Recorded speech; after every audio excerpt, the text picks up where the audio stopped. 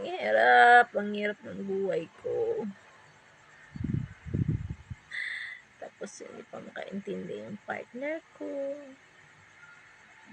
Masama pang pakiramdam ko. Sakit sa loob. Sana bigyan pa ako ng lakas loob ng Panginoon. Hirap talaga pag maraming problema. Palagi kang nalilito. Palagi kang mental block wala sa isip. Ito, masama ng pakiramdam ko. Hindi nakapasok sa trabaho.